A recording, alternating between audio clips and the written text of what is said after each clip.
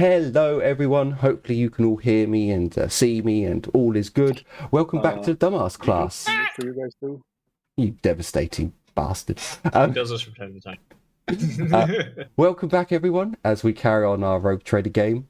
In the last episode, our group had encountered a new enemy, the mutant faction with mutant psychers that turned out to be quite dangerous when they hit. And they got to, we got to do psychic phenomena and perils, and that's always fun.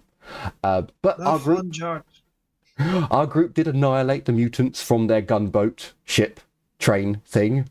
And after annihilating the enemy, they are now in the old battle zone where they can do some scavenging and hopefully find some Imperial equipment. So, okay, yes, this YouTube studio has caught up now. It looks like it's kind of working. You will need to give me a moment because Roll20 has updated and there are a lot of new features. So I may end up doing something accidentally that I regret, but that's what's not really new for me. In the chat, just above the welcome sign for logging in, you'll see that as you go through the bodies, you have found 2 Warhammers, which are primitive. Ooh. You have 10 las pistols, 10 swords, and 10 shields. So all the loot from the bodies has been collected. Wait, these guys had las pistols? Yes, they got them from the wreckage of the area that you're in. Oh, okay. So, a slight negative is when you were here last time, you uncovered some vehicles and you began clearing them out and you got some cool loot, a perpetual motion machine for one, I believe.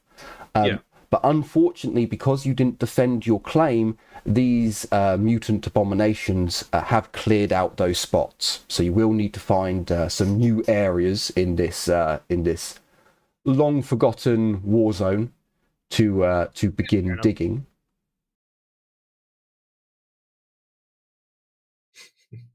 No, thank you, Jim. So yeah, the areas that you were uncovering have already been looted. You would also take note that there are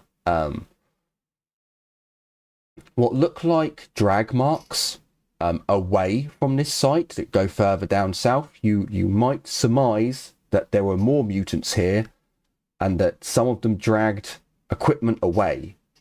So explaining how the mutants are going to have las pistols later on, they nicked them from here. Fair enough.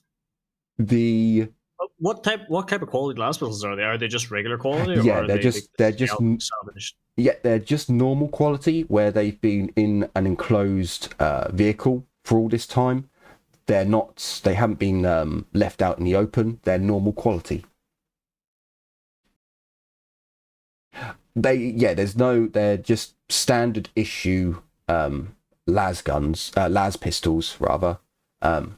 Nothing special. Also, if any of you hear the sounds of like shaking, rattling, things blowing over, there is a storm going on. So it's it is what it is.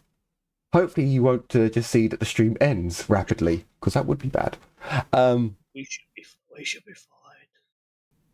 Now, I believe our local tech priest is not a heretical tech priest. He's not into the blasphemous arts. He might be a little heretical, but I don't think you're going to want to extract stuff out of mutant corpses. Really, are you, Cray? Are you going to extract their gene seed? No, he's Riser heretical, not Chaos heretical.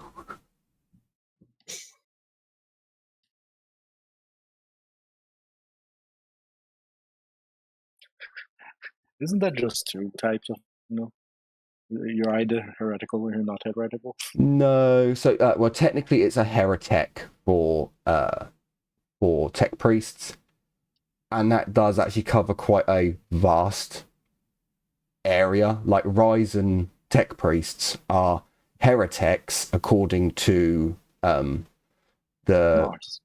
according to Mars.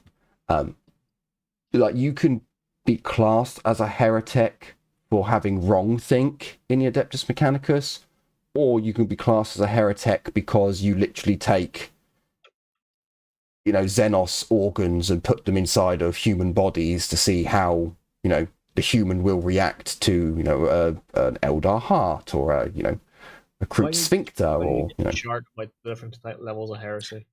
Yeah. Attila would not have done well in that scenario. Where's the chart?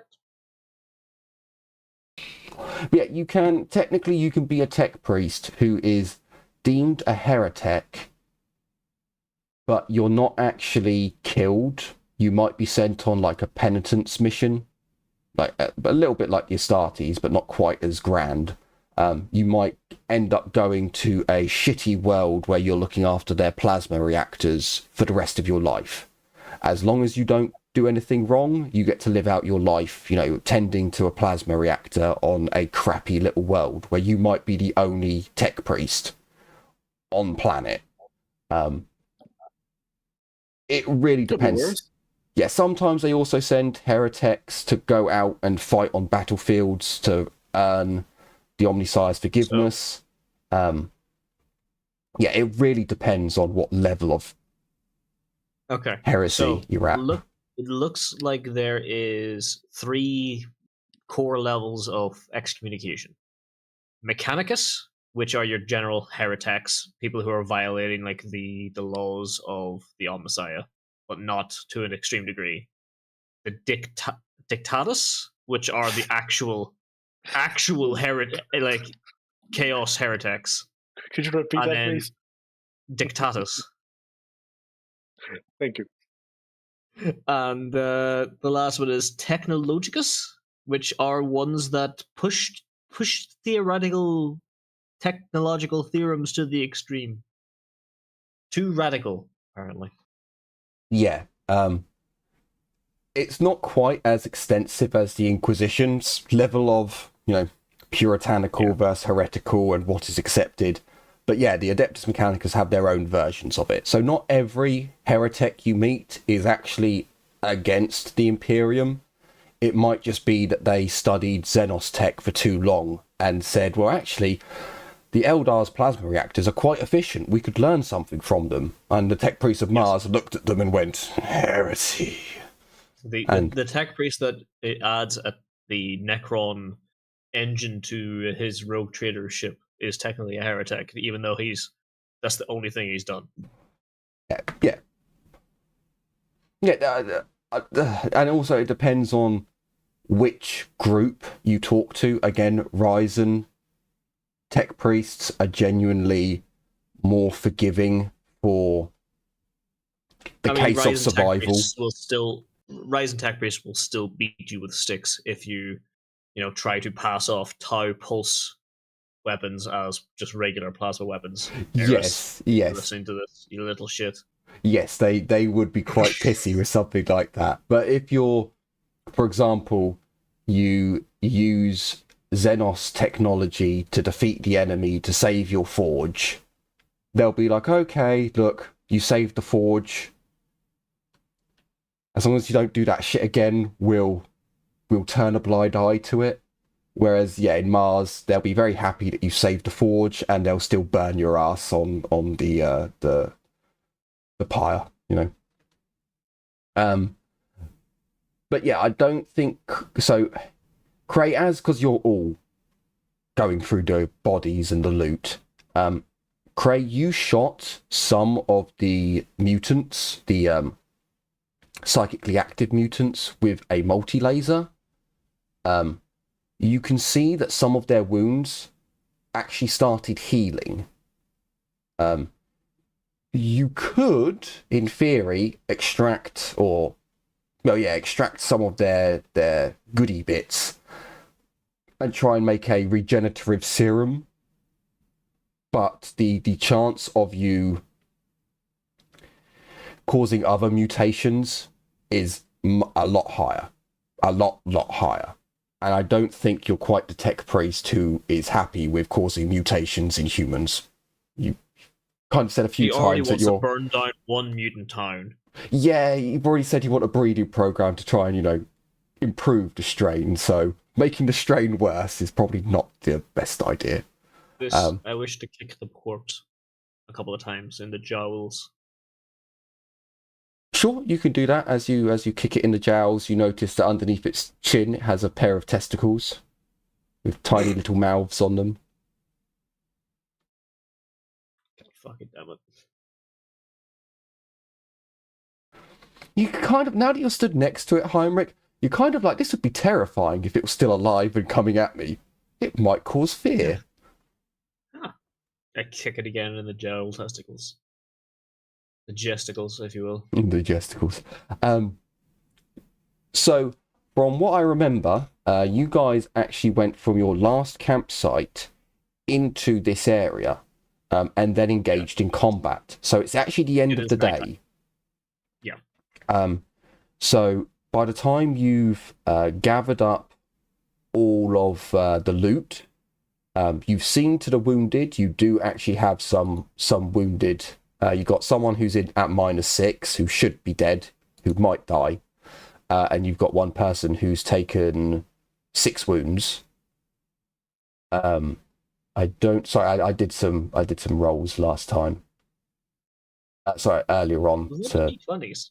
Yeah, so they Roll20s updated its system, and now there's a more advanced dice roller, so I was testing it out. I don't think any rolls for healing were done last time. No, we never got a chance to. So there will be some rolls when Craig gets here to try and save the Izmirians. You also need to round up the 10 labourers who have kind of scattered into the surrounding area when the fighting started, which isn't going to leave you much time to build a camp tonight. However, you do have a gunboat that you can rest next to, and you do have your car. So it's not like you're caught in the open. You know, some of you could sleep on the gunboat, some of you could sleep in the car, the rest of them could sleep on the ground. And, you know, if you hear anything in the middle of the night, you've got a multi-laser to fight back with. So you should be safe.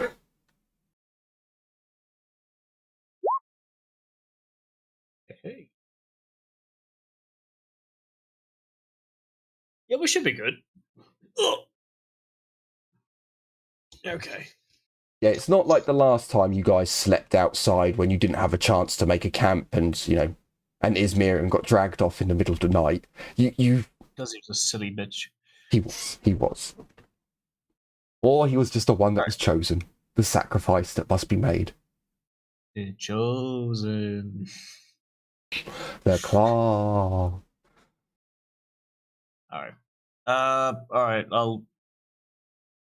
if Cray and Cooney want to make a start and making the camp up and tending to Hurtman McGee, not him. Which one? So the one here, he's at -6. He's at 6 wounds, or he's taken 6 wounds, and the other one's dead. And you have one who's still, you know, fine. Fine, fair enough. If they want to start, you know, making a camp with these guys, or well, at least some of these guys, and you know, treating them, I'll take Mothermouth. I'll take Mothermouth and the guy who's fine, and go round up the work. If you give me a command check, Heinrich, I believe it's command, or is it? Hang on. No, it's called Voice of Command. I believe the skill that I'm thinking of, which is a charm.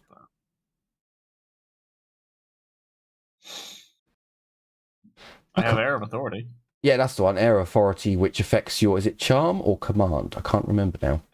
It just means I affect an additional 1d10 allies on a successful command test. Yeah. So can you give me a command test? Okay. And you're basically like... Any pluses or negatives? You get a plus... I believe it's a +20 for the Izmirs, because they are at a 70% loyalty, or 80% at this point. Izmir mining settlement, they are at 80%, so yeah, +20. Nice. I rolled a 44. Okay, so you snap out some orders. Perhaps you get on top of the vehicle and just like start shouting out some orders, and you do see that a number of the Izmirians pop their heads up from, you know, shrubbery and bushes, and, you know, poke their heads round corners, and like, oh, okay, seems as if things have calmed down.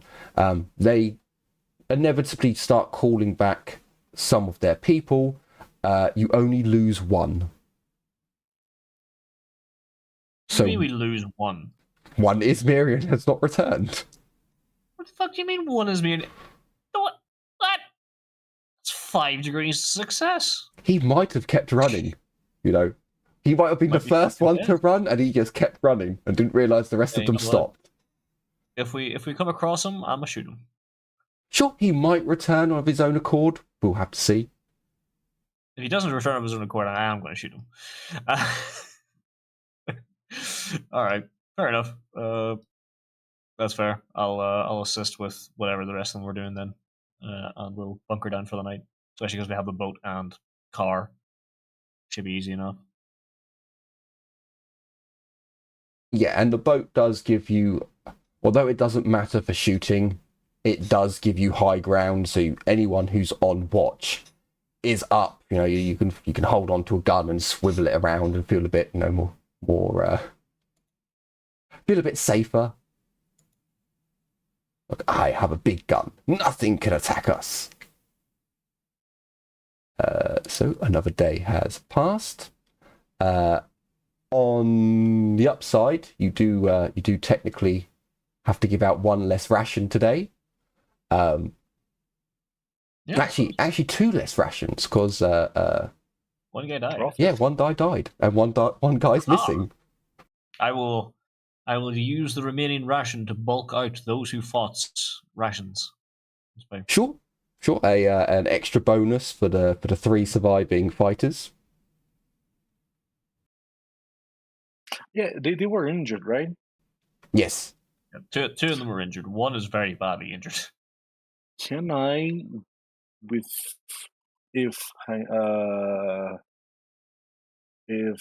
God damn it, I forgot the name. If Cray could help, can I? Cray's not here right now, so. Wait, Cray. It's for the fluff. When Cray returns, we can do some healing rolls, and you can definitely observe. At this point, you would probably be able to help with first aid, Cooney, but you wouldn't be able to help with negatives. So the guy who's not the guy who's currently in critical, but the guy here who has taken some wounds. Do you want to try your hand?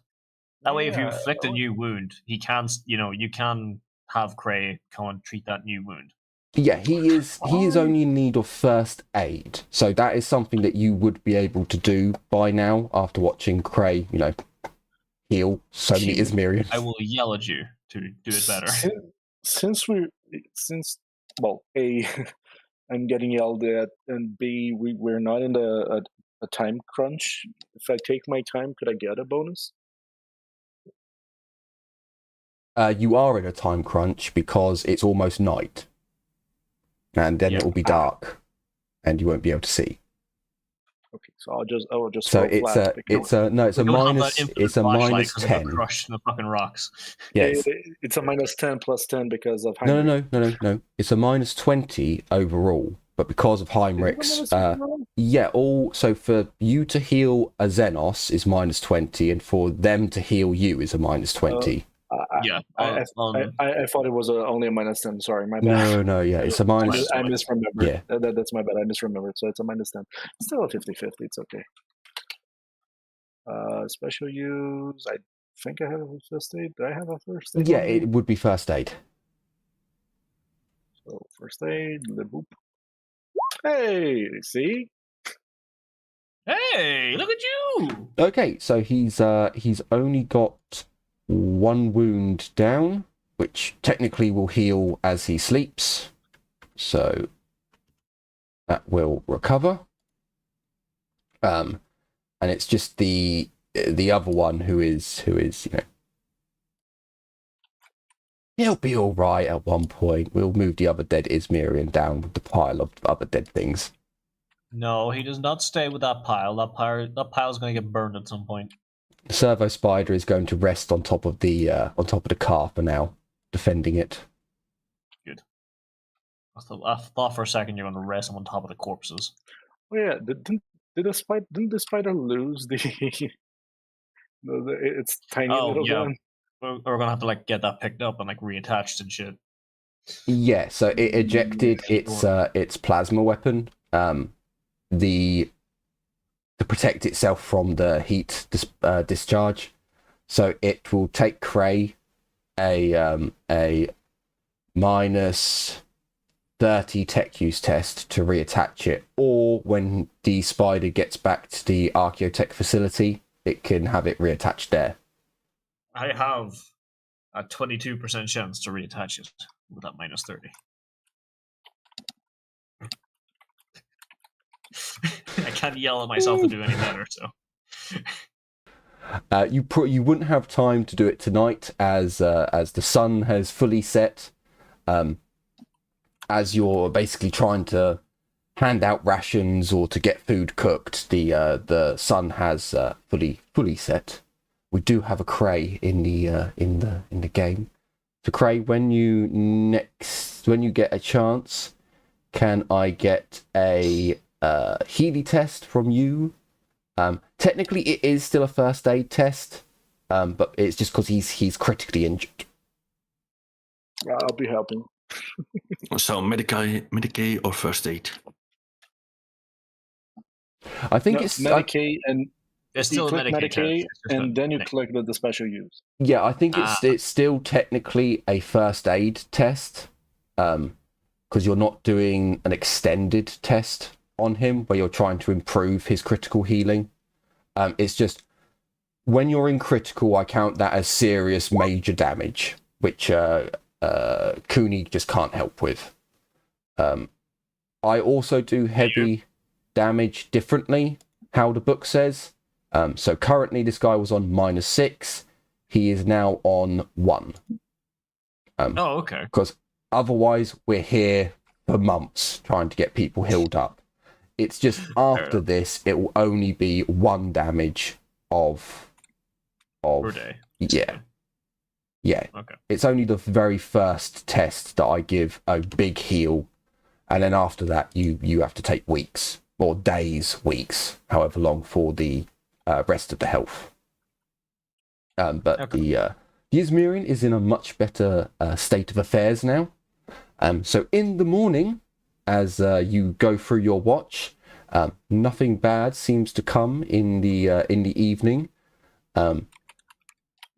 And in the morning, you awaken nice and early to begin doing your scavenging. So we need to do some rolls. For anyone who doesn't like shopping sessions, this is a randomly generated shopping session. So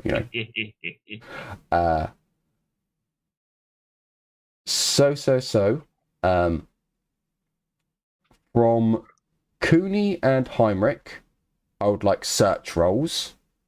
You do get a +10. From Cray, I would like a tech use for your auger. Search.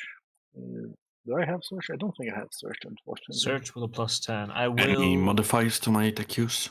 No, it's just a flat tech use for your auger. I will instruct Cooney on how to search correctly, giving her the +10. Sure. Cray, you get a +40 to a search roll. Jesus Christ. Could I technically just check one thing? Okay. There is no search that I can ever grab as a child. Oh boy. Search with a +10. No, most classes don't give you search because it's meant to be. I mean, it's meant to be a difficult role because you're searching for stuff. I know, but still. Okay. So, as Heinrich, you've woken up in the morning. Basically, Heinrich, you're going for big mounds. You're like, well, look, it's a vehicle that's been covered in dirt and then it's had stuff growing on top of it. I'm looking for big old mounds. The bigger, the better, because perhaps it's multiple vehicles, perhaps it's one large vehicle. And you begin searching around, and you do indeed find one. Cray uses his auger to begin scanning the ground to see if there are any larger deposits under the earth that have actually been completely flattened. And this gives Cray a good indication or a good indicator of where a very large deposit of metallic minerals are. And Cray finds a good spot. Cooney, she just starts kicking some dirt around. Is it here? Is it there? Is it, Look, man, I'm still worried about the mutants, though, so I'm just looking at the horizon. Or at least that's what I'm gonna use as an excuse. The once finding your chosen location, Cray and Heinrich begin getting the Izmirians to work as they begin digging. You two. Let me just see if. Busy kicking rocks at the horizon. Ooh, okay. Holy shit! A Izmirian returns. Looks very white. Looks very scared, but he does return. Wait, he survived the night. Yeah, he's very white. Like, his eyes are bloodshot and he's got huge bags under his eyes. He's like shaking as he makes it back to your group. But yeah, he has survived. I'm gonna feed this random Izmirian that survived because they survived the night by themselves on the plains. Like, as he rejoins the group, you do see him weeping and whimpering as he holds on to some of his other Izmirians. Like, God, you left me! You left me! It was so scary! I thought I was going to die! He learned English when I was in there. Wait, we didn't leave them? He left us! He left us, yeah. Yeah, that's that. Well, no, he's talking to the other Izmirian labourers.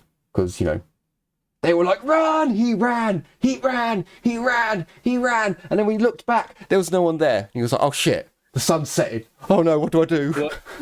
Look, it's not our fault he's dumb. Muttermouth tells you that for like a couple of hours he was just walking around in the middle of the night and like was lost and hearing noises and didn't know what to do. You know what? I actually picked up a talent. Hold on, let me just make sure. I got polyglot, so I can technically start learning their pigeon language. This is true. I believe that gives you a +20 for intelligence tests to learn languages. I believe so. Hold on, let me just check. I think that's what it's like off the top of my head. I think that's it. I suffer only a -10 to learn it languages. It treats all languages as basic skill. This is not the same as a true knowledge of the language, and tasks using this talent suffer -10 penalty due to the simplistic nature of translation. So, Huh. I mean, it makes sense because A, I'm a Tal, and B, I'm from a trade world. So. Got that. Okay, right. So, as Cray and Heinrich begin directing the Izmirians to dig, I will need. Sorry. I will need from Heinrich. Can I get 5 D100s? Yes, I'm going to use the From- advanced dice roller because I may as well. Cray, can I get 6 D100s?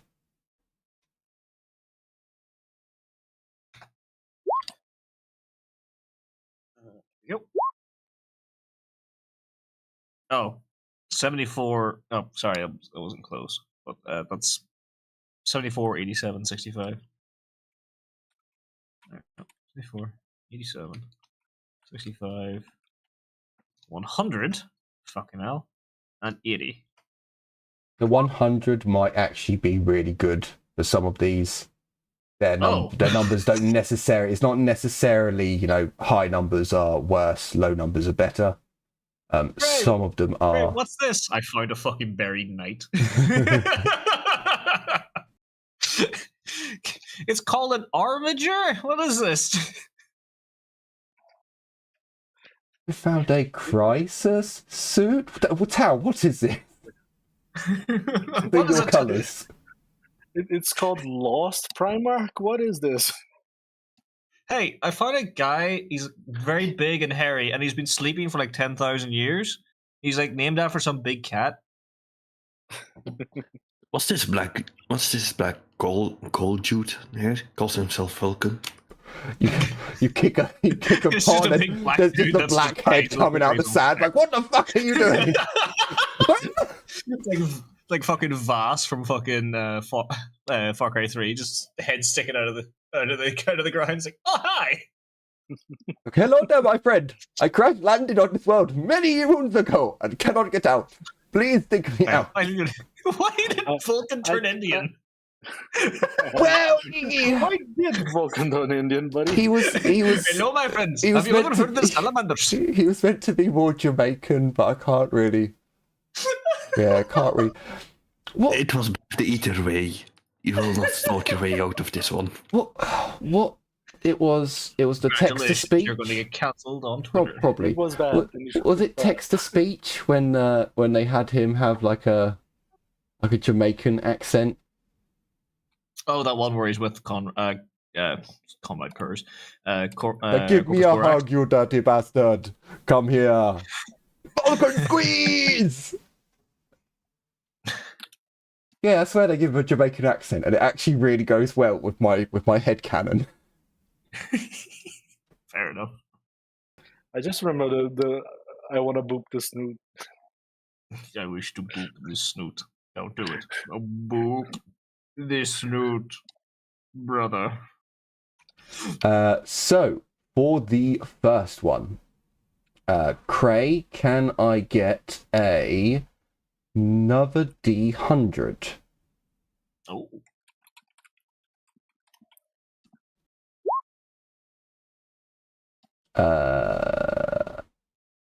So, Cray, you have found, you found a vehicle. You've 100% found a vehicle. You open up the access hatch, and as you start rummaging around, clearly there's a dead guardsman inside. You pull out a pouch, and it's kind of connected to a tattered uniform. You can feel some bones fall out. There's quite a bad smell come from, the internals of this machine. You find what looks to be jewelry. But upon closer in... Oh, hang on, wait. It's actually... No, it is... No, it is jewelry. Yeah, sorry, you find... Oh, no, never mind, sorry. You find what you think is jewelry, and then upon a quick auger scan, you find out that it's actually costume jewelry. You have 3d10 thrones worth of costume jewelry. Costume? What? Yeah, I know. Some of these items are a wee bit weird. It's fine. You've So got 16 rounds of costume? Yes. Keep in mind, you do deal with some very... If you give it to an Izmirian, they'll think it's a real diamond. They'll think it's really shiny and precious. Yeah, good and, point. Depending on who you're dealing with, it could be very valuable as rewards. So going on to Heinrich for his first roll.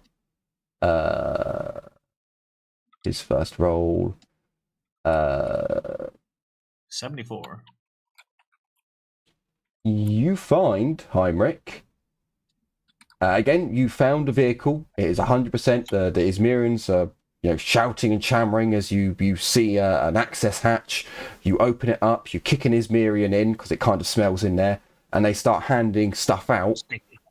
There's a few things like bones and dented helmets and uniforms that come up, but then a box-like device gets sent up, and it is a pick recorder. With the emblem of the Rogue Trader's house. Ooh, okay. Is there any charge or anything left to it, or? Give me another D100.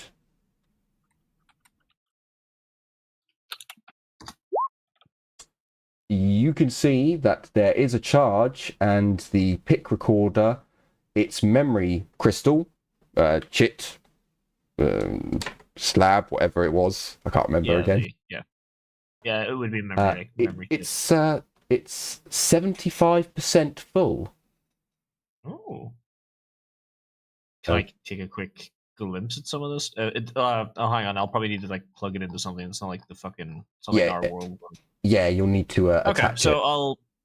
I'll give it a quick show to Cray and remind me to show me this, or remind me to take a look at this later. We need to find a projector or something. Cray's probably too busy shouting at Izmirians to get the fuck out the way and to get their filthy lay hands off the technology as he dives into a vehicle. You swear you hear him like please, another perpetual motion machine. So wait, basically the memory card is 75% full? Yes. Okay. For Cooney, because I will be nice, can you give me 2 D100s as you kind of go over to where the mutants have already salvaged the things that you were digging up before, and we'll see if you can find anything that they may have broken or left behind. Sure. An 8. That might be quite good. We'll have to see.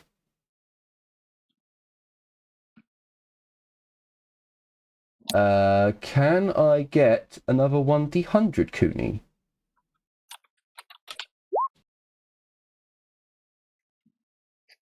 Oh no. I'm wasting my good rolls. Cooney, you go into one of the vehicles that you've already searched before.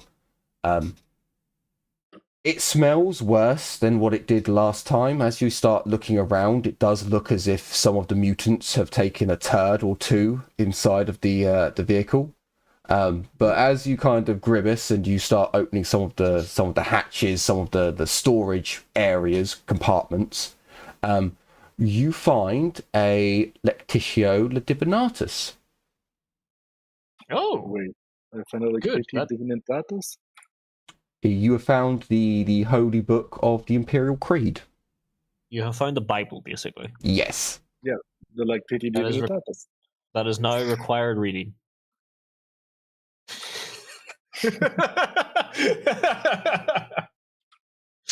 As we go on, we have a 51. So let's have a look what the 51... Oh, okay.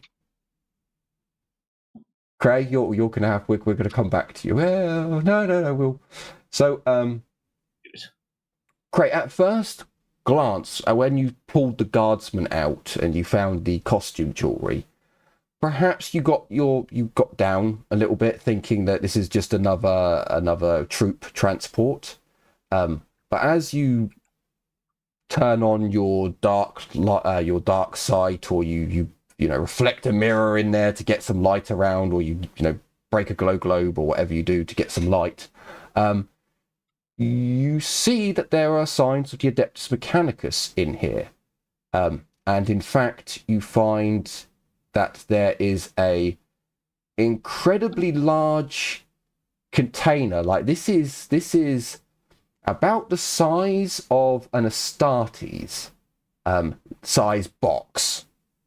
You instruct the Izmirians to start digging at the side of this of the ground, and you're digging down to try and get to the back access hatch. As you begin studying the box, it's not Adeptus Mechanicus. You begin seeing barcodes on there which are ancient, far, far older than what would make sense for the Adeptus Mechanicus. The Izmirians start crying out to the Metal Man that they've they're banging on the back, and Cray hops out of the access hatch and comes round, and this appears to be a Adeptus Mechanicus combat assistance truck. So it's a repair wagon essentially. And as you open up the doors, it's on its side, so one door comes down flat, and the other door has to kind of be hooked over onto the mound to hold it open. Maybe you get a labourer to hold it. The light comes in, and you see what is very clearly an Archaeotech container. Upon cracking the seals and opening said Archaeotech container, you are met with something I probably shouldn't give you. It's a battle servitor. Oh! It's an Archaeotech battle servitor. We will have to go through and create your servitor at one point. Covered in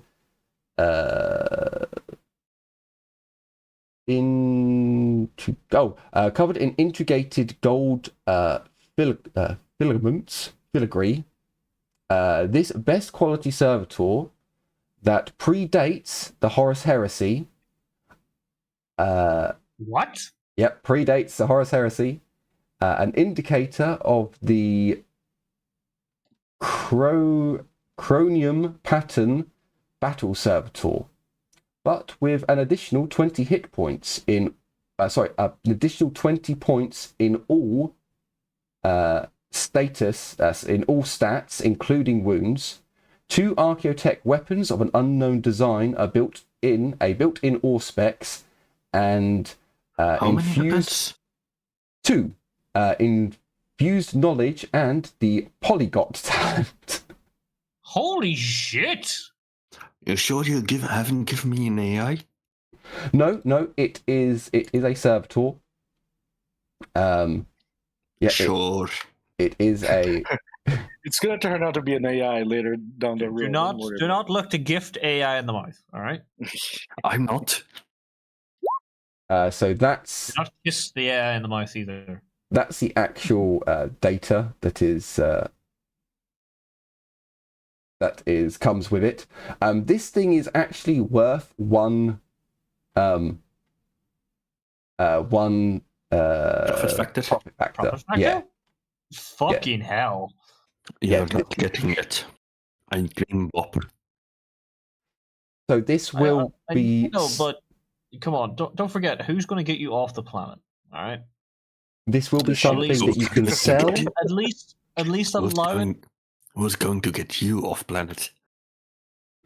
Yeah, this will be something that you technically could sell, or I don't think you can. No matter what, you can utilize it as a servitor. I don't want it. I just want to borrow it from time to time for very special tasks, like killing things. Don't forget who you need to fix your boat. I know. So for 87, okay, that's an odd one. Oh, actually, no, that does actually work. So, Heinrich, as you are going through your vehicle, and you're going through the compartments, you find it seems kind of like non-special, nondescript. It's like a a large tube that's covered in leather. As you take it out, you see that the leather is quite well made, actually. Seems like a really good, yet kind of bland holder. As you open up the leather holder, you see that there is a literally glimmering, shiny, polished, small stasis device. It is a stasis tube. When you pull out the stasis tube, you'd see that it is covered in holy script. You have found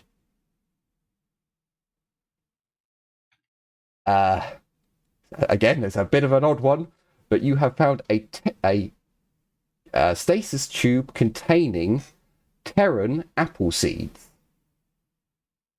Smuggled Holy off of gardens of Terra herself. These seeds are worth a fortune to those with more money than sense. If planted, these seeds will grow into a standard apple tree, as found anywhere throughout thousands of imperial gardens.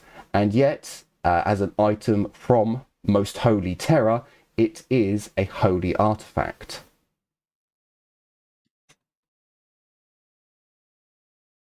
I'm scared. There are some there are some heavily armored ladies who would be quite impressed at this. Amazingly, this is Holy also worth Terran. 1 profit factor. So these seeds are the same. It's a fucking relic. They're actually considered the same rarity. It's not a relic because it's not a piece of a saint's body, but it is an artifact of Terra. It is technically a holy artifact because it's from Holy Terra, and it's from, you know, something that it wouldn't be like, it doesn't work against chaos the same as a holy, you know, artifact of. It is an actual thing from Terra. Yeah. From probably a few thousand years ago, because Terra is a dust ball. So there are still Imperial Gardens on Terra. There's Imperial Gardens. Fuck yeah. The the richest upon richest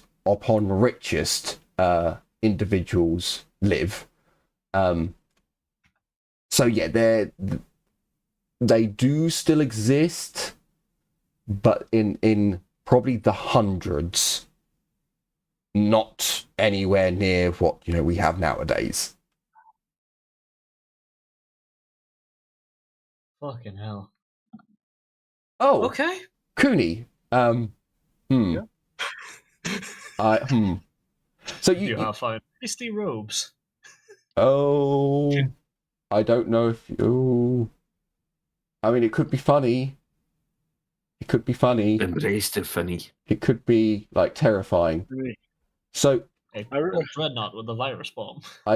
It's almost as bad. Oh fuck! So Cooney, God damn it. You found in this vehicle a book of the Bible of the Imperium, and you found some mutant turds.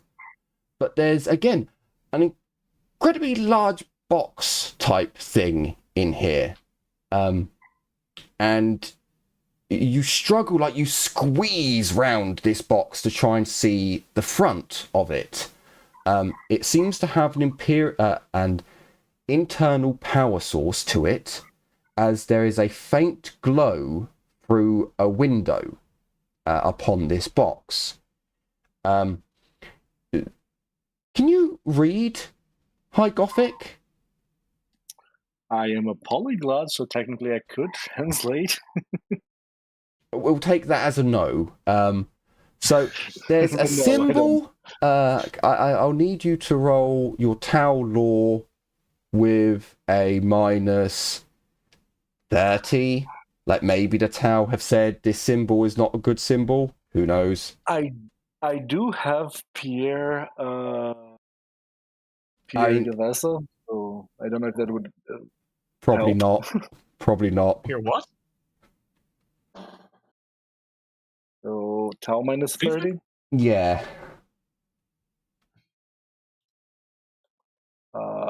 I would I yell click- at you, but you haven't shown me what it is yet. Yeah, I click in the thing, but the thing that do not work on the on. You just don't know what it is, so you just pick it up and run over to Heinrich, and Heinrich looks over, and it's literally a fucking nuclear bomb. I Kind mean, of. Kind of. It probably can cause about as much damage. You have me concerned now. I'm trying to click the bloody common or intelligence. Oh, the lore talents don't fucking work on the sheet for some reason. Oh, really? And anything see the skill groups, all those Yeah. sections don't fucking work. Just the skill groups. Yeah, just the skill groups. So like High Gothic, Low Gothic. Oh, sorry, the speak languages don't work. Scholastic lores don't work. Drive doesn't work. Secret tongue, trade, all of those fucking things in the sheet don't work yet No. for some reason. Why? I don't know. Used to work. They used to. I'll roll tracking because it's the same number. Minus 30, right? Yeah. There you go. I fucking know what it is. I got a fucking 9. So, Cooney, Give it to me. the Tau commanders that you were, maybe privy to some extra information. Perhaps you were on a formerly imperial world. That's a symbol that's meant to mean Incendia, Inquisition. Oh, I like that. Did you find a little wooden box, you fucker? No, this is larger than a man. Oh no. So I found an Inquisition box. Lovely. I'm highly tempted, but as I am not only an envoy, I'm also reasonable. I'm going to shout for Trey. Hey, It takes. could you help? I imagine at Crazy, I deal with it yourself for a moment. You call over some Izmirians and they begin digging out. This box would not fit through the hatch that you've climbed through. Because these are combat vehicles, I imagine that there are like a little bit like the Russian BMPs. There are small hatches that you can climb out of. They're on the top, on the side. They're all around for quick unit dispersion. You've gone through one of these smaller hatches. So the Izmirians come over and they're a bit weary now, but a couple of clips around the head and they get to work. And after a while, they get the same with Cray's vehicle. There's an access. The back doors are revealed. You open the back doors and Cray, Heinrich, give me awareness tests with like a minus 10. I am shouting for them because but they both have interesting shit that they're looking at as well. This is the problem. God damn it! I used up a 1. Okay. You Heinrich, you hear the Tau like shouting over at you, and you're currently holding up these apple seeds. Like, my God, an artifact from Terra! But by God, Emperor, an artifact from Terra! This is wondrous. This is incredible. What the fuck does that tell? Oh, by the Emperor, no. In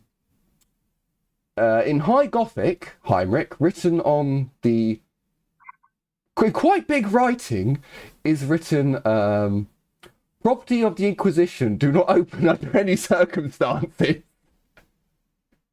So we're going to open it. We are going to open that. No, we are going to throw it in a volcano. No, we want to scan it and then open it, or throw it in a volcano after the scan. I imagine that Heinrich seeing this after taking a moment to compose himself is like, no, Cray, we come here quickly. I am. Look, it might just be Eldar, smut. You never know. I have the most could also be terrified demon. erection of my life.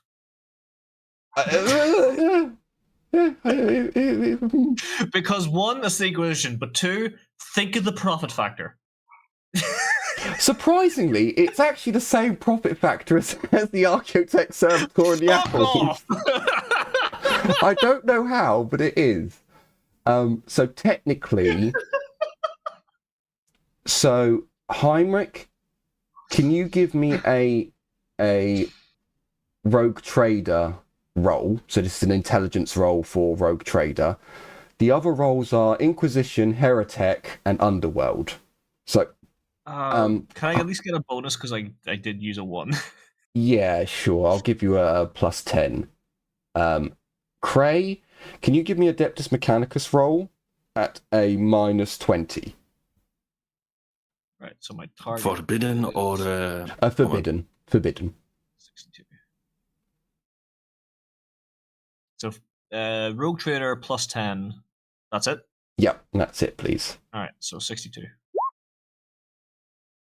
Oh fuck, no, I Yeah, so should be you're less than, so no, you're I 10 off. failed that by 1. Yeah. Heinrich, you can tell from the fact that it's powered, there's a slight hum. The outer case feels cold. I'm gonna use a fate point because I really want to make sure I know what it is. Okay, I got 21. Cray also knows what it is. So I do not. Heinrich. No, you do. You do. You put the the arrow target the wrong way. than the less than. So Heinrich, this is, and Cray, this is 100% a cryostasis tube. For a person. Cray, as Or you bigger. find the Adeptus Mechanicus stamp upon it, the barcode, a shiver runs down your cybernetic spine. You're not 100% sure if it's still alive in there, but there's a good chance this belongs to a very specific branch of the Inquisition, the Assassinorum. Oh fuck! It's one of those creamy boys, isn't it? Oh no! I told you we should throw it in a volcano. Yeah, Good God, no! Cray, you're pretty sure that this is an item from the Adeptus Assassinorum, or the Inquisitio Assassinorum, whatever it's called. It's the creamy boys that you drop The on a planet. Assassinorum, yeah, the Right? the Eversor. Possibly. Well, no, technically any of the assassins can use those caskets, but it's most commonly the fucking Eversor assassins that use those caskets because they have to be transported cryogenically. Quite possibly. Quite possibly.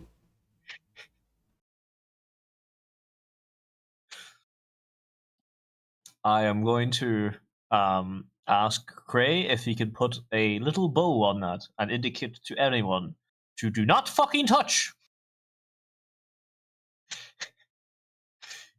Have you ever seen Piggy Blinders, where like it's the scene where they're in the kitchen and it's basically Tommy going, "No, fucking fighting."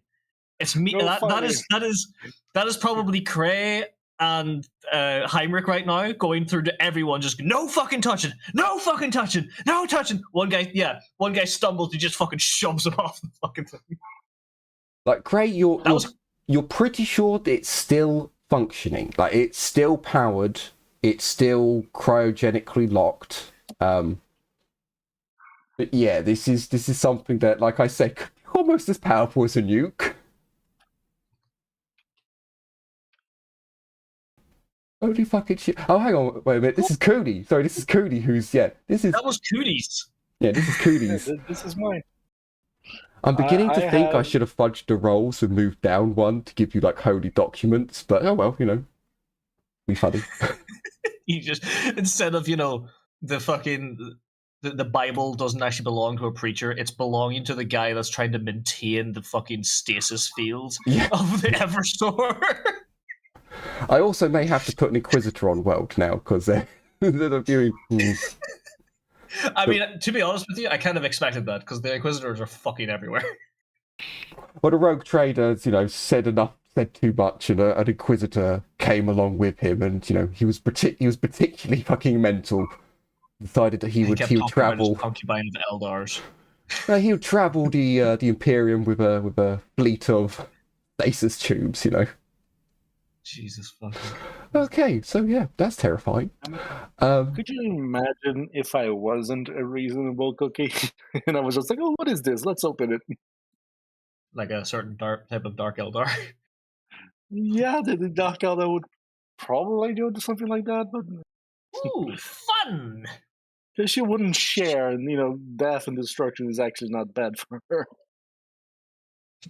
The homunculi can just rebuild me. Hang on, there's no homunculi here. The fucking Eversor explodes. Because the Eversor is a nuke. It is a nuke with legs. Well, Literally, technically they when do it have a runs out nuke of in power- them. Yes! They will literally explode in a nuclear explosion when they die. Hey, so long as there is just a tiny little bitty piece of the Eldar of the Drukhari, they can be rebuilt. So it's fine. Oh my. Yeah, but there's no homunculi to rebuild you. Yeah, you need a but homunculus first. They will find. They'll eventually Well, find so me. you technically, if you have a deal with a homunculus, they might take some of your DNA. One as a little bonus for them, and two, if you disappear for long enough, they might just regrow regrow your body, and then see if your soul will go inside of it. I mean, Kaludra was part of the witches, so maybe. Kalindra probably is back in Komarog already. Just not the same Kalindra we know. Yeah, I'm not entirely... So, some lore says that they return with all their memories. Other lore says that it depends on the homunculus themselves. Like Asdrubal Vect, fucking annoying name, he was actually disintegrated and turned to nothing, and then a homunculus killed thousands of Dark Eldar to collect their soul energy to rebirth Vect. Yeah, sounds about right. And he came back completely normal. But what he did was he brought back every Drukhari that was sacrificed to bring him back to life. But all of his enemies, he gave them deformed bodies, or gave them fucked up stuff, or gave them a stutter, or took away something from them. And all his allies, he made better. What a cunt, I know. An actual prick. I mean, makes sense. It's not a bad deal. So, I mean, as an enemy, you still get to come back at least. So for Cray, your next item that you find, again, this makes sense, a little bit of sense that you're in a Adeptus Mechanicus vehicle. You find a pair of gloves that appear to be climate controlled. Upon further investigation, you find that there is a small Prometheum cartridge that is inserted into the gloves. These gloves are thermally controlled, so your hands will always stay nice and warm. And also, you can produce a small flame from the fingertips to light cigarettes.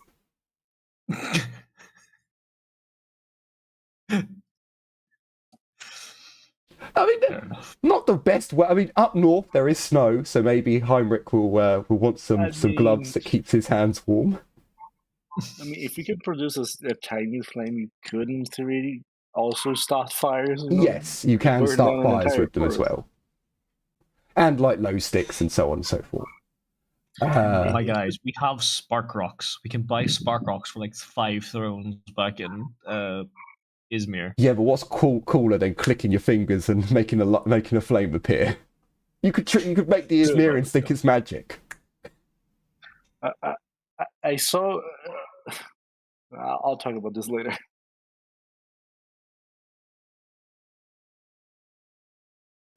Okay, hang on. This is. Oh no. Okay. It's a cool item. So Heinrich, as you've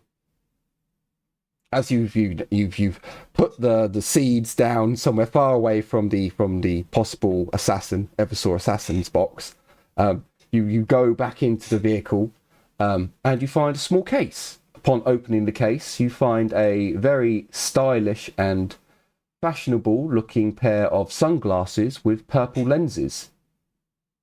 Ooh. That I am is putting them on as I continue. that is all they are. They're just very fashionable sunglasses with purple lenses.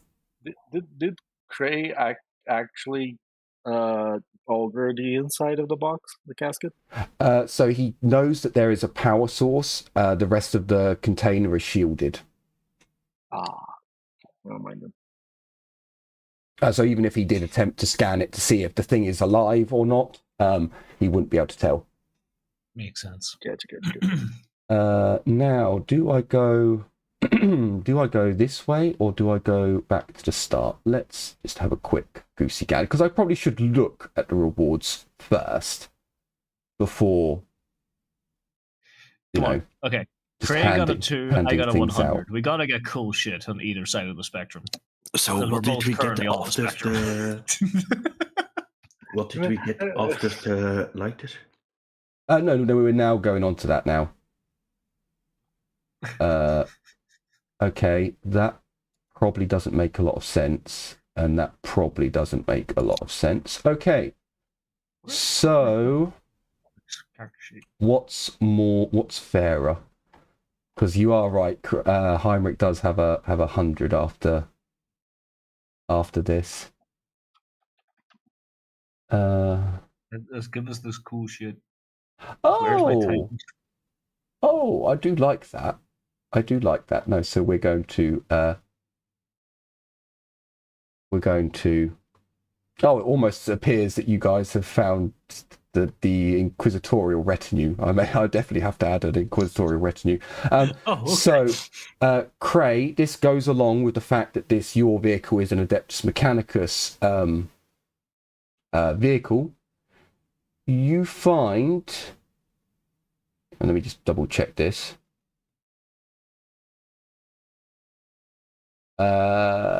So how's best to describe this? So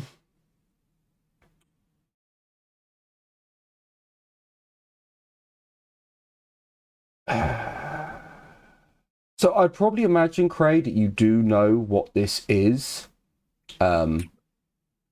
It would probably be, and I'm not actually even joking here, it probably would be something that's used on knights and titans and very, very technologically advanced stuff for emergency repairs. You have found Omni Glue.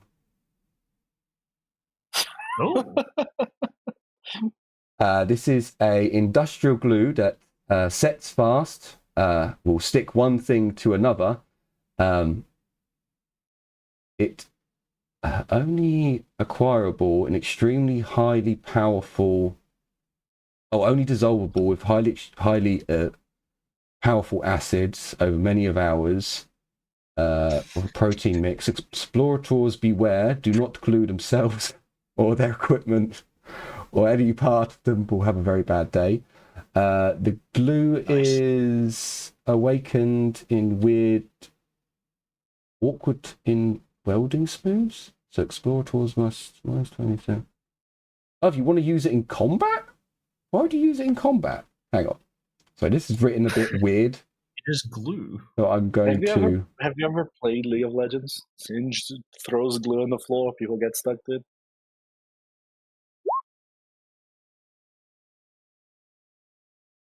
So that's what you found, Cray. Omni Glue.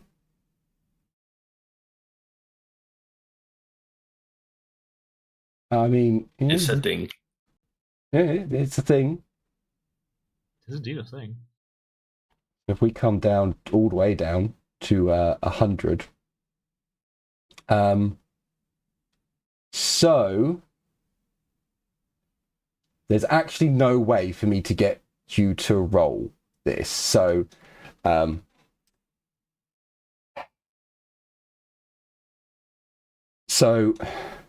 Heinrich, I've actually used this in one of my Dark Heresy games, funnily enough.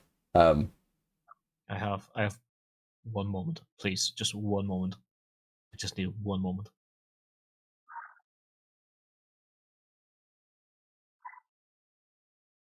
Hang on.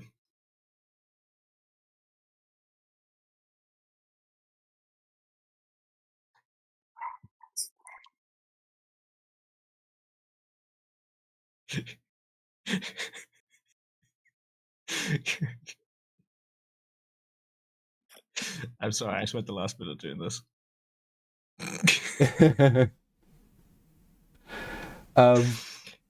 He now has shutter shades.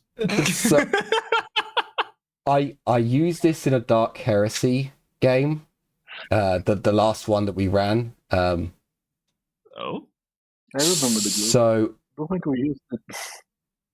So, Heinrich, you find a manuscript is probably the best way to describe what you found. And the manuscript comes with a large container. As you open the manuscript, it's written in a Xenos language, but has already been translated into High Gothic. The book on the front page says property of the Inquisition. This is so the book will tell you that this is a unknown Xenos biogel with very particular properties. The book informs you that should you inject 1 liter of your own blood or the blood of any humanoid creature into this vessel, the vessel will open, the goo will be released, and within 15 to 20 minutes, a perfect clone of yourself will appear. what the fuck? The clone is unconscious, and it will die after 24 hours. The container uses some strange combination of psychic powers and technology to create this clone, but isn't otherwise dangerous.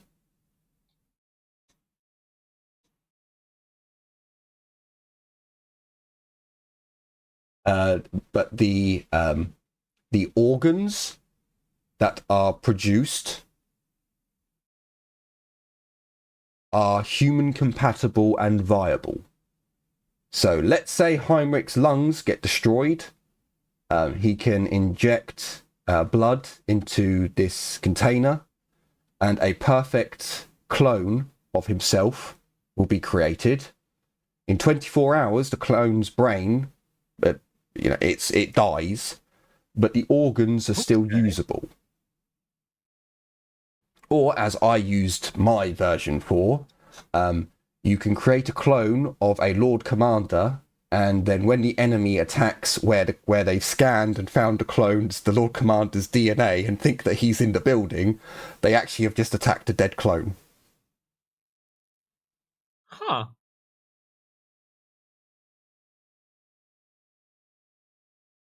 That's pretty fucking cool. So you have spare parts, Heinrich. Yeah. You have spare parts. So wait, is this refuelable, or is it No, just a single it's a one-time component. One-time use. Right. Yeah. But technically, you do have the Archaeotech device, medical device. So if you were to use it now, you could technically stuff the organs into the machine, and the machine would keep the organs alive and fresh. Yeah. This could also be used for Kuni, because it's humanoid.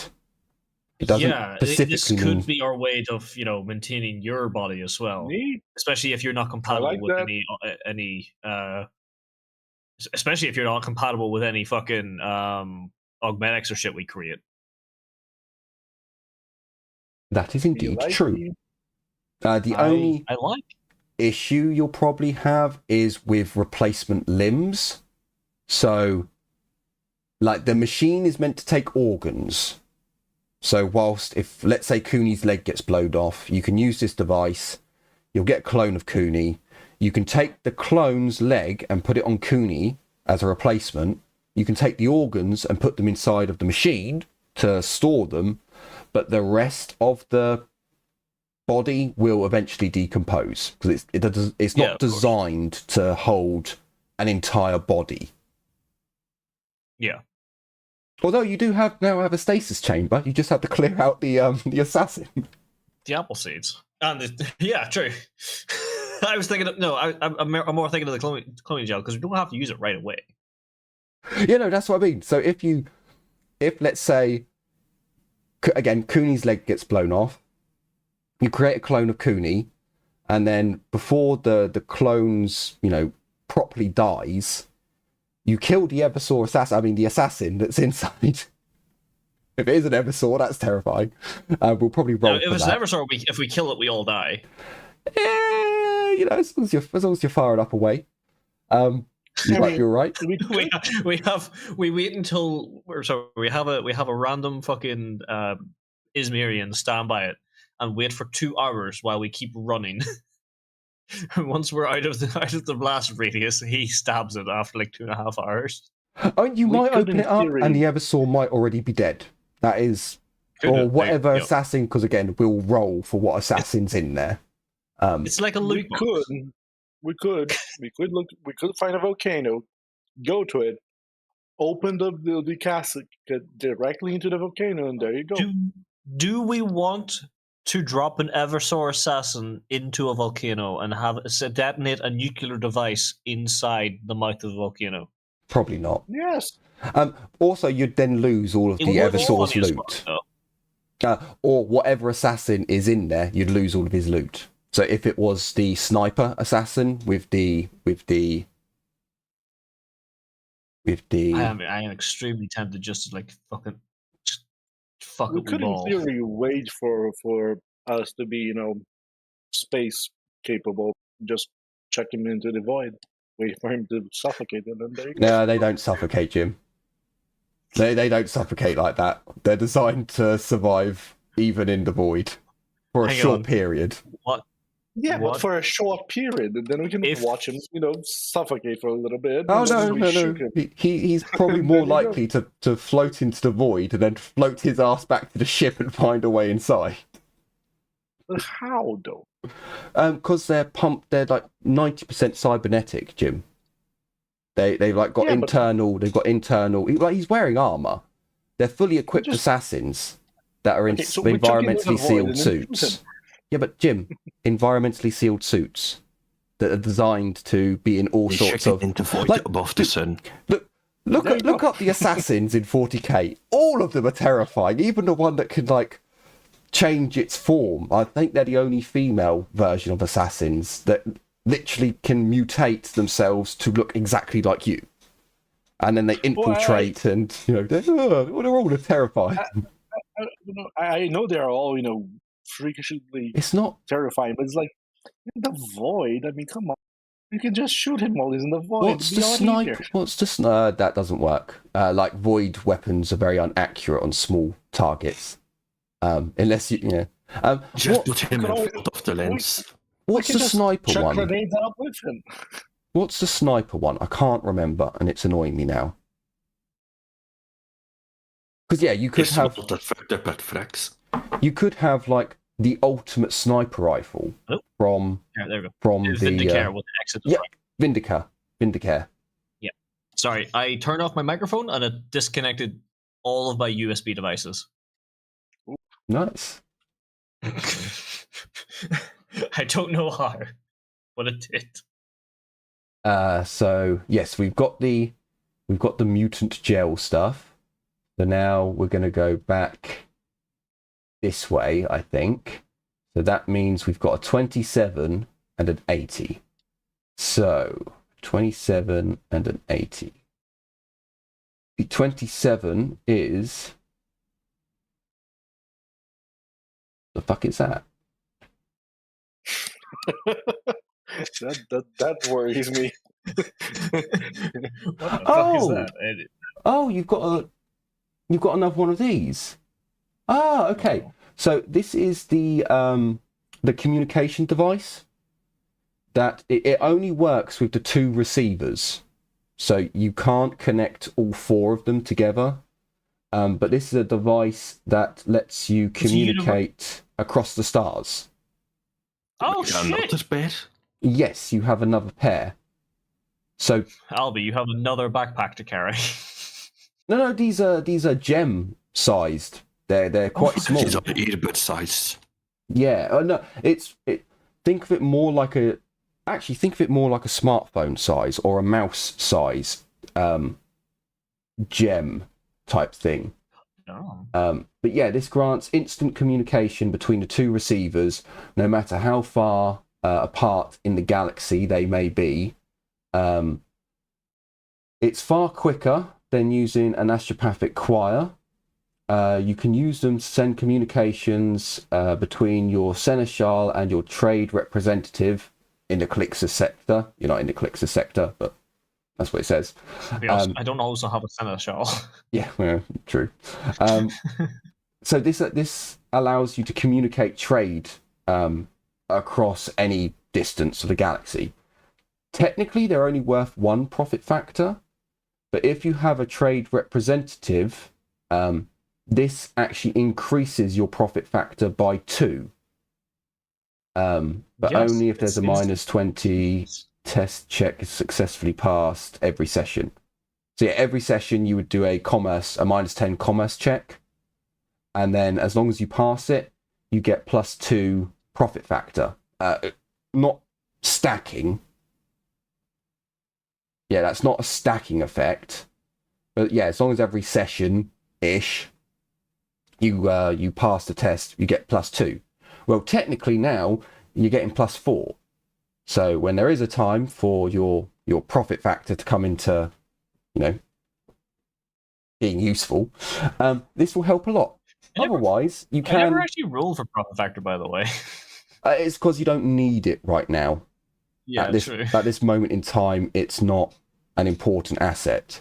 But technically now, you could, let's say, if Cooney was taking up a sniper's position, Heinrich, you could give 1 communication device to Cooney, and if Heinrich was going to work on a reactor and there was a lot of interference that prevented your microbeads from working, you could now communicate between you, Cooney, and Cray.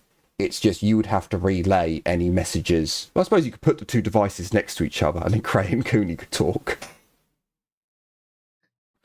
Like, yeah, if you wanted to do an ambush where, you turn the power out and then Cooney snipes someone and then Heinrich, throws grenades, but you had to time it perfectly and there was interference, and now you have some devices that would assist in that. So that was 1 for Cray. Mm-hmm. Now we're going on to Heinrich with his 80, and then we have 1 more to do.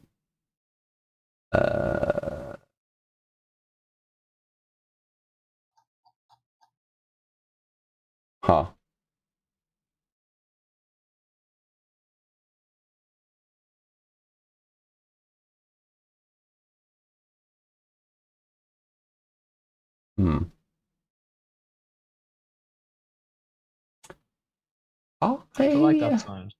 I don't know if that one is. We're probably going to. I'm not going to give you that one. Is it the Void Shield? No. It's something called Nurgle's Kiss. Oh yeah, no, I don't want that. You'd get 1d5 virals of Nurgle's Kiss. Just having this on your possession automatically puts you in league with the ruinous powers. So no, I don't think you should have that. I'm good. So what we'll give you instead is, because this again makes a bit more sense, we're going to move 2 up. Yeah, we're going to move 2 up. You find a tube, quite a large tube. This would be something that would hold documents in, or something, a parchment-like thing that's rolled up. You find an ecclesiastical mark upon it, Once opening it, again, it's just like a leather protective case, carrying case for a rolled up document. So there's no reason, there's no naughty symbols for you to worry about. As you open it up, you take out the large document inside, you roll it out, and it's not a document at all. It is the Emperor's Vow, a priceless artwork.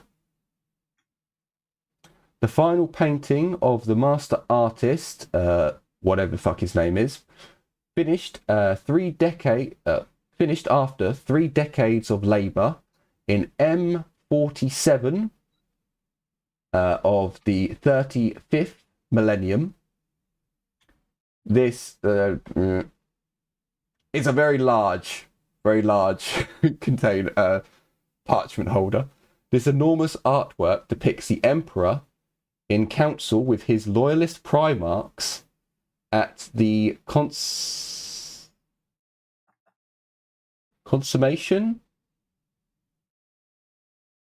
Hang on, that can't be. Okay, so this is a made-up art piece. The conclusion of the Horus Heresy.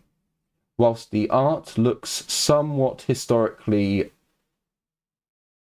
has took some historical liberties. It is like the Emperor being alive. Yeah, and with all the loyalist primarchs, so there's a couple of dead ones there. Understandably exquisite. If you can find space to display the enormous... Oh, okay, it does tell you the size. This is a 5-meter long art piece. Jesus fucking Christ. Jesus Christ! Holy shit. Okay, it's very, very large. How many meters? 5 meters long. This is a tapestry. It kind of is. If this painting is displayed on your starship's bridge or lodging, it will grant a +10 fellowship check with members of the ecclesiarchy and imperial high society, as long as they are present in front of it. So you can note this down as something for the Sisters of Battle. Yeah, +5 fellowship test with +10. Oh, +10 ecclesiarchy. You could technically have Cooney and Cray unravel this, and you stand next to it when you're trying to chat the ecclesiarchy. I was kind of thinking that. I was literally just kind of thinking, like, okay, you guys like hold us up on either side and make sure like I'm standing in front of it. Therefore, like, hello. Jesus. So not quite the holy artifacts I was expecting you to find, but you are finding holy artifacts. The ecclesiarchy will be very, very pleased. And then we have a 17 for Cray on the minor items. Fucking hell.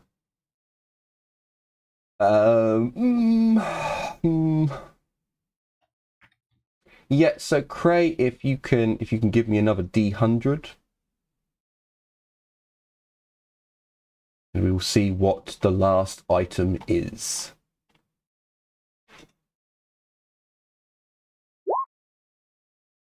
At 29.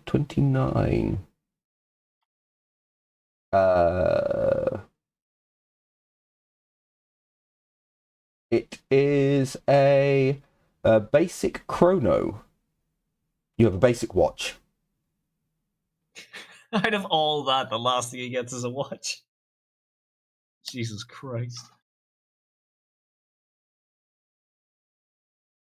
Yeah, I've got 3 charts. One of them are normal items.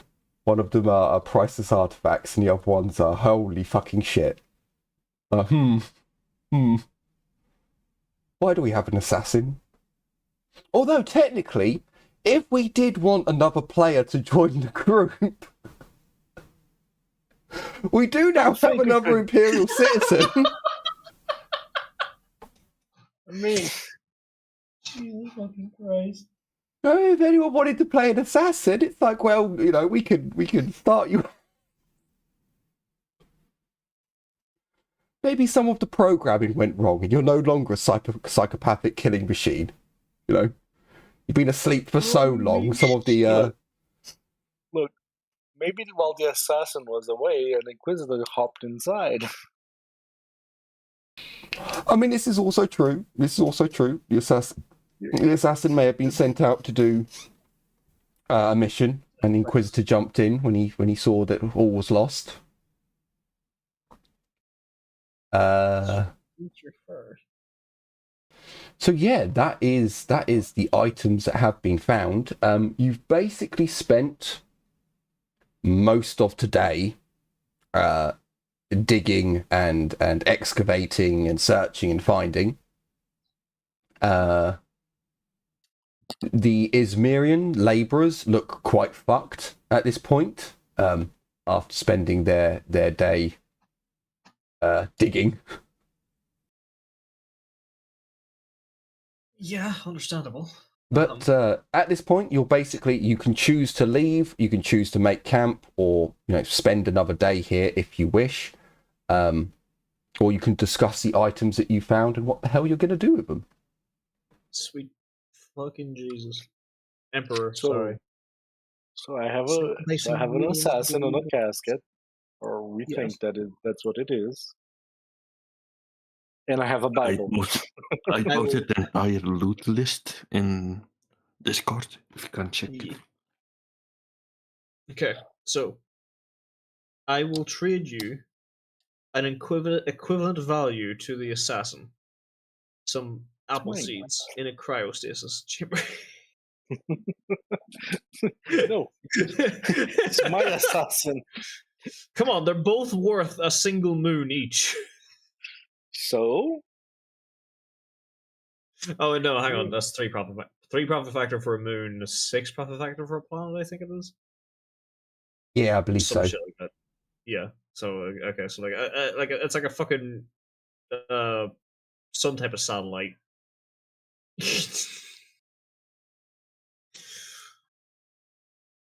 Jesus Christ. So basically, Albie, for the servitor, what I'll probably do, because there's more options, is the only war book for these tech priests. You'll pick a servitor from there, and then we'll upgrade their equipment to be archaeotech, because that means you can pick between a battle servitor with like a heavy stubber, or not a heavy stubber, like a bolt gun, a heavy flamer. You could have a melee variant, or you can have technically if you wanted, you could have an archaeotech combi servitor, so it wouldn't be amazing in combat, but it would be amazing as an assistant to you. It'd be like a super powered up cutter from Only War. It'd be a super powered secretary. Apparently, yeah. Oh, actually, I have one gripe with something I saw on the Rogue Trader game. So at one point, they try to play off that there are servitors that look and act and function exactly like humans. Yeah, no, that doesn't work. Which there aren't. Like, you can have mastercrafted servitors that are really, really good, but they're always going to be servitors.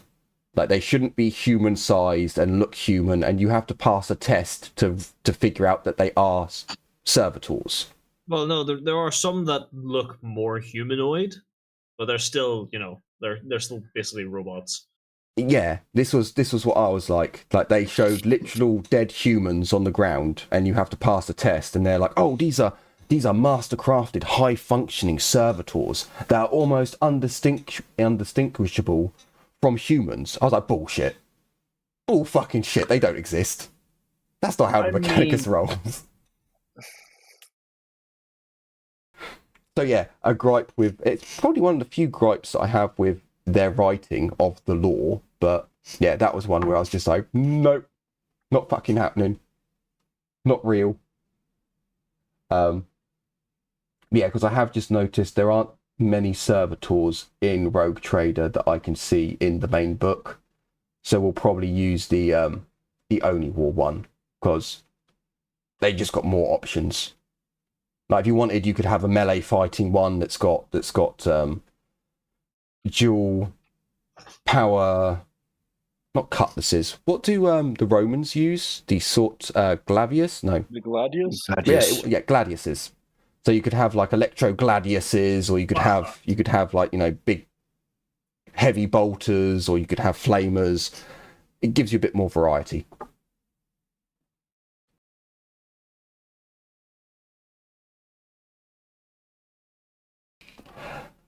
Just wondering if there would be there probably actually would be on the Archaeotech Servitor.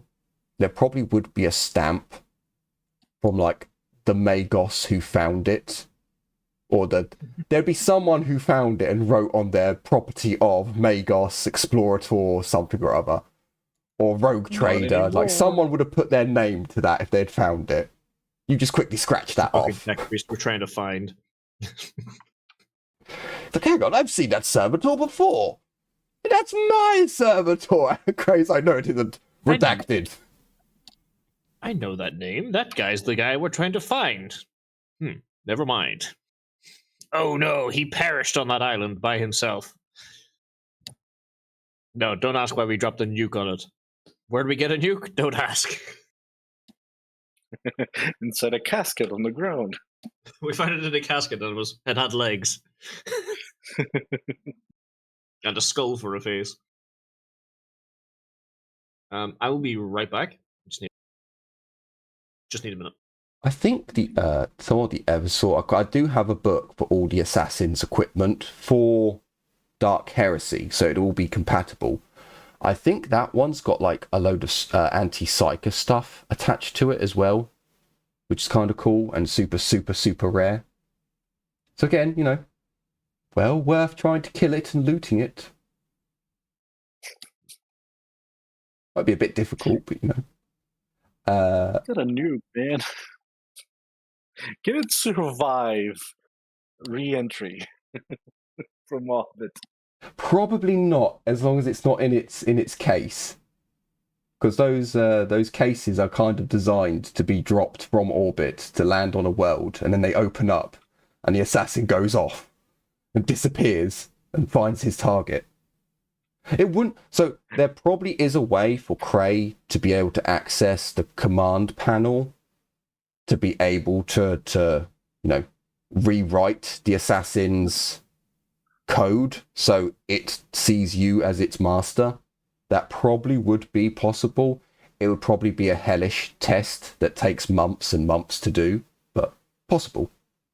But like I said, we may get a new character who's like, actually, I would quite like to play an assassin of one of the types. It's like, look, we opened the box. We have a new friend. Why does our friend look as if he wants to kill her? It's just the player plays. Every time the guy has to speak, he just screeches. Well, again, like I said, depends on which one it is. If it is the Eversword, then yeah, screeching is probably about right. I am returned. The Eversword assassin is the one that attacked a Tau bunker and they killed pretty much everyone. And then when they finally killed him, they're like, "What abomination is this?" And the Ethereal like got close to see, like, "Oh my god, we killed it!" And it exploded and took them all out. There's been many assassins that have killed the Tau, including a Calidus that terrified them all. Oh, good times, good times. So what would you guys like to do? To sit around a campfire and talk about what you're going to do with your spoils? Or are you going to go to bed dreaming about what you might loot tomorrow? I think we camp up and have a good rest for the night. We have a quick look tomorrow, and then we depart again. What do you guys think? Sounds good to me. We could explore a little bit longer too, but Well, hang on. We need to like mark a claim for this place as well. Like, so like, we could spend like a one last go over and then like fucking at least try to cover up where we were. drop a flag. I'll be right back. Just get One a moment. massive post, and I have a fucking 5 meter fucking tapestry. Yep.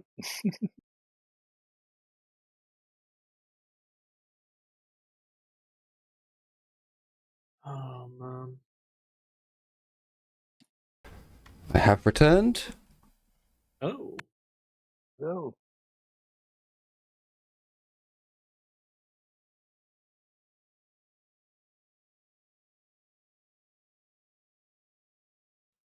So I've got kind of addicted, but not addicted to drinking these.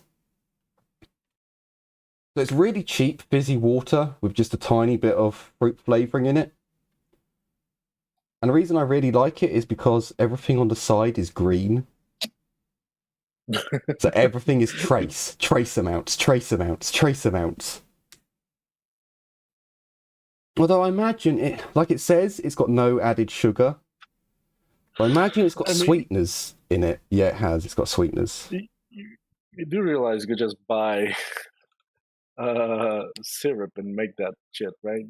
It's called not for 75p a litre. Cordials, which is what we called them in England, are quite expensive. Whereas because this is like Tesco's home brand sparkling water with a hint of fruit, yeah, it's like 75p for a bottle. So it's incredibly cheap. In fact, I think it's cheaper than water, actually. White grape juice from concentrate and sweeteners. So yeah, it does have sweeteners in it. Is it citrose? Sweeteners. Oh bollocks! I think it is the dodgy one.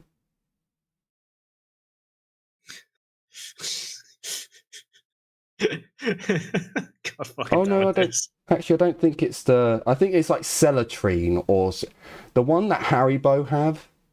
Like if you eat like a whole bag of Haribo gummy bears now, like it will give you the shits and a half, and it's because of the sweeteners they use instead of sugar. Was that strychnine? Oh, actually, yes, strychnose. Oh, maybe this is that stuff. Oh. Oh, well, anyway, it's meant to be, it's better than me drinking fucking bottles of Coke or fucking other fizzy drinks, so. Or drinking shitloads of tea and ended up wondering, why am I, like, struggling to sleep at the moment? I only had 4 cups of tea before going to bed. Don't call me out like this, okay? You're getting my cups are twice the size of a normal standard British mug. And I have 4 of them, and I'm like, why can't I sleep? Hang on a fucking second. I'm posting a picture in the fucking Discord.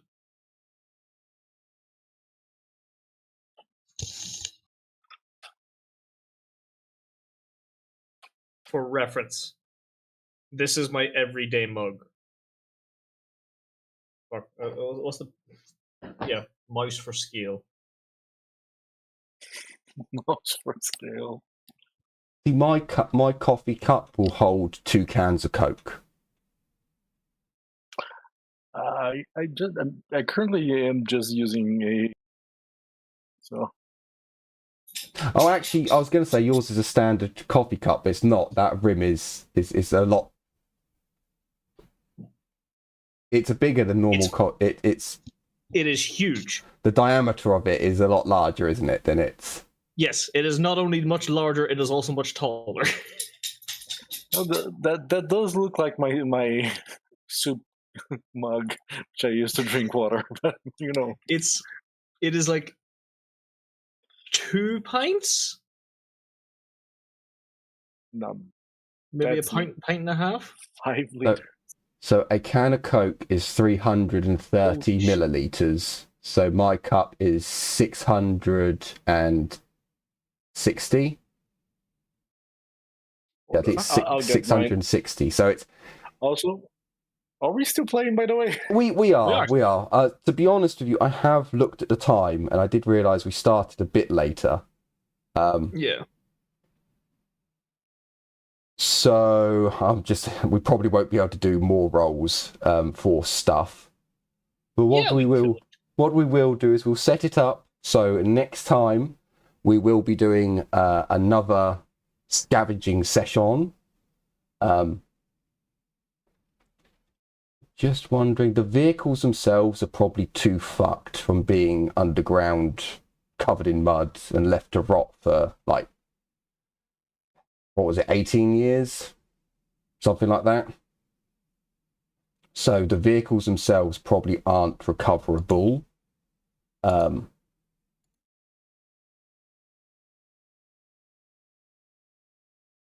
what were... Yeah, see, there are some other things that I think you could probably do with acquiring. Yeah, there probably are. What the fuck is that? Oh, hang on, there's another. Okay. Yeah. So what we'll do then is as you all like the Izmirians are quite also, I will add, you now need to get onto your boat to like Astarte sized containers, one holding a Archaeotech servitor, which will, so the Archaeotech servitor, you can't just start it up, you do need to go through rites and rituals, and you need to imprint yourself as the master, so that will take a bit of time for you to awaken it. The Eversaw, you've got a fucking 5 meter long tapestry that's you know, you are filling up your vehicle with stuff, but you can probably go for another scavenge session next time. The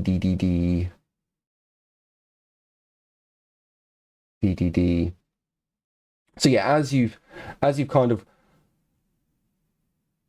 got the whips out and got the Izmirians to drag this heavy shit over to your vehicles, you have accumulated a nice little pile of odds, ends, and trinkets, and then a couple of massive containers holding like a nuclear powered fucking assassin.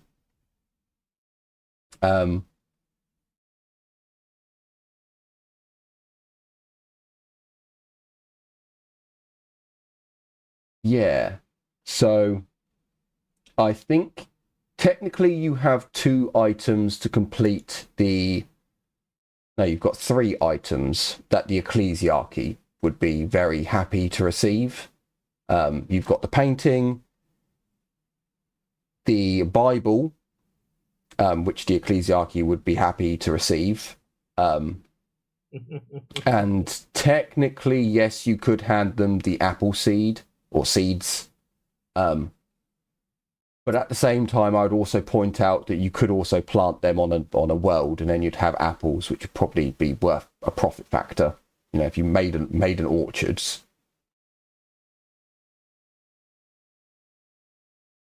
Sure.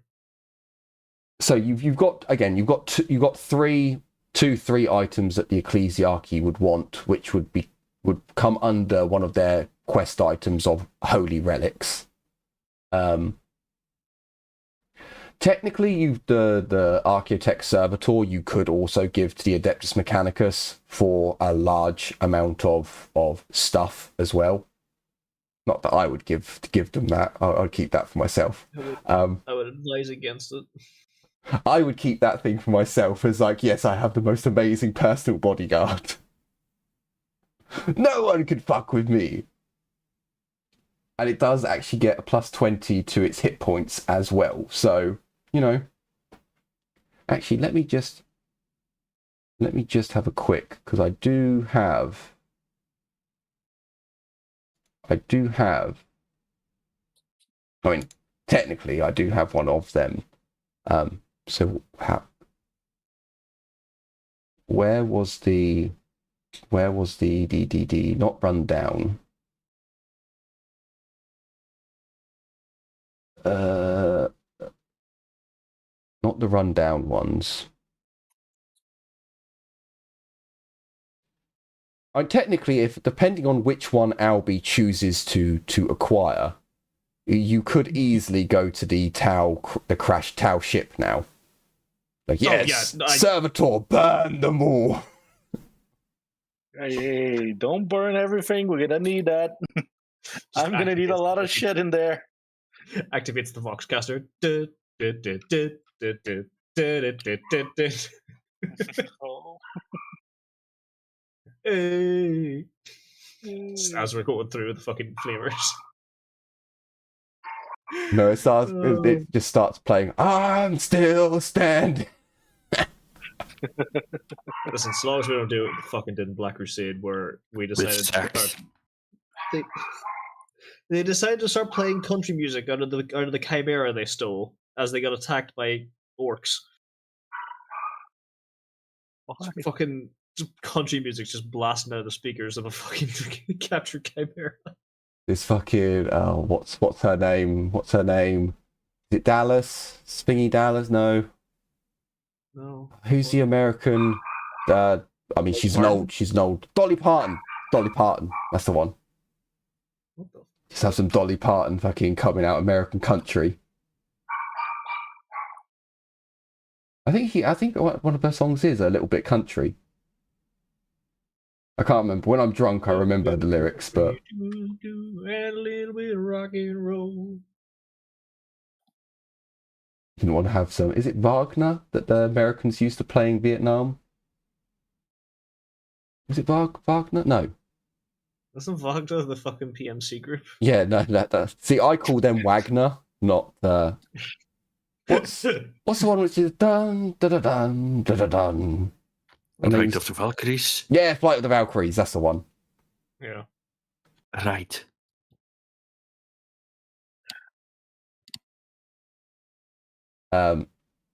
So trying to claw myself back into the game. So you'll bed down for the evening. So you're gonna end up spending another 13 food on the Izmirians, and then you've got another 6 food for yourselves and Muttermouth and Thomas. Yes. We are essentially out of supplies. Yeah, we're out of large quantities of food there. We're basically out of Izmirian rations now. So this is like, we have to make our way back to either an encampment or make them starve for a day. We're gonna make them starve. Just go back.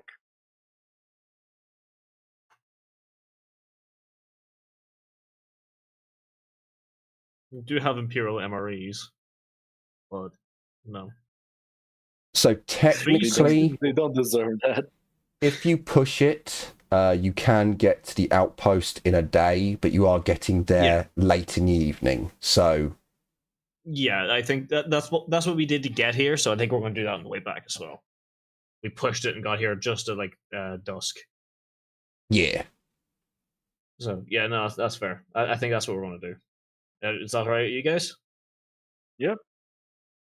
Okay, so stop doing that. Oh, the beta's gone weird. Beta. Oh god damn it, that's The soy boys? that's odd.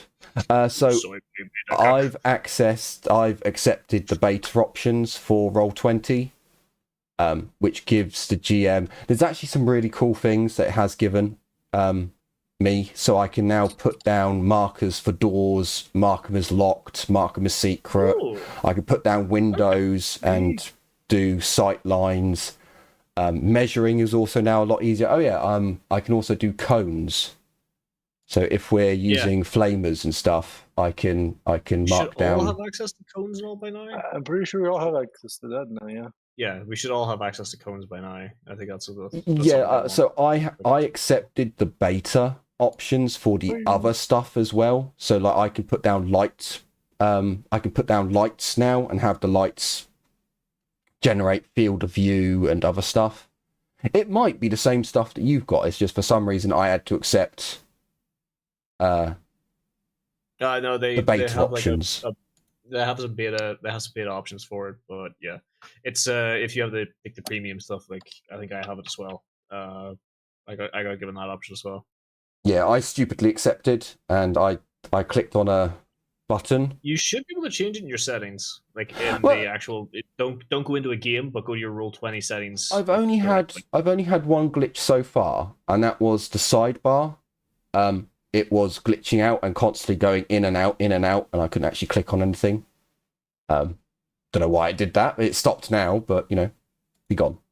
I deleted your cone. I said no. It's still there on my screen. As the GM, I have the power to delete your cone. Yeah, I think that's just a GM privilege. I'm privileged. I also deleted his cone. I think that's just plain sight. I think it's just if I delete it, it gets removed for everyone. But yeah, no, it. Oh wait, can you also delete everyone's stuff then, Jim? Yeah. I can. No, it just removes it from your scrreen. Like if I have, like I said, it just removes my screen, so it can be annoying seeing two things at the same time. Like just now, I deleted it. I don't see it anymore. Do you still see it? No, it's disappeared from my screen as well. So if you leave it and stop moving it, now I'm going to delete it, and it deleted it off your screen, right? No, I deleted it. Well, no. Well, open one and don't fucking delete it. I literally just said don't delete it, and I'll delete it to see if it fucking you. Judas. I have it No, there. leave it. Don't fucking touch it, anyone. And now I'm going to delete it, and it disappears. Yeah, it's still gone on my off your screen. screen. No, Is it still on the current screen? No, it's gone. It's still on. It still is on my screen though. It's just for you. This. Yeah. Huh. It is on the super screen. Yeah, it was. It was just further down. But if I delete it, it'll disappear. Yeah. Yep. Now it disappeared. There you go. Like I said, it's client side. Huh. I thought that was a GM privilege that I could delete stuff that you put on my fucking. No, that's for the drawings. Oh no, let's not go into the fucking putting drawings all over. Well, actually, I've already tested the drawing thing. Nothing that I've put on is actually a drawing. I was worried that I was going to test it and it was going to delete some stuff that I put on there before. Ah, okay. But luckily, it classed it. It didn't class the stuff I've put on there as drawings. My little notes and stuff. I hate to be this guy, but I have to leave. Yep, no worries. We were just basically setting up for the next episode anyway. So in the next episode, rather than the group doing another scavenging mission, they may have to return to go and get some food. Unfortunately, bringing an extra 14 people with them is, 13 now, is a bit of a drain on the resources. Oh, no, hang on. one died. Yeah, one fighter died. So yes, in the next episode, our group will have to return with their spoils to acquire some more food and perhaps drop off some stuff. And yeah, we will see what happens in the next episode. So hopefully you're all looking forward to that. And yes, thank you all so much for watching. I certainly hope you've enjoyed, and looking forward to future episodes to come. Thank you very much and take care, everyone. And as always, bye-bye for now. I remembered my outro in the end, kind of. Jim. Terrible. Someone forgot their outro. There you God. No.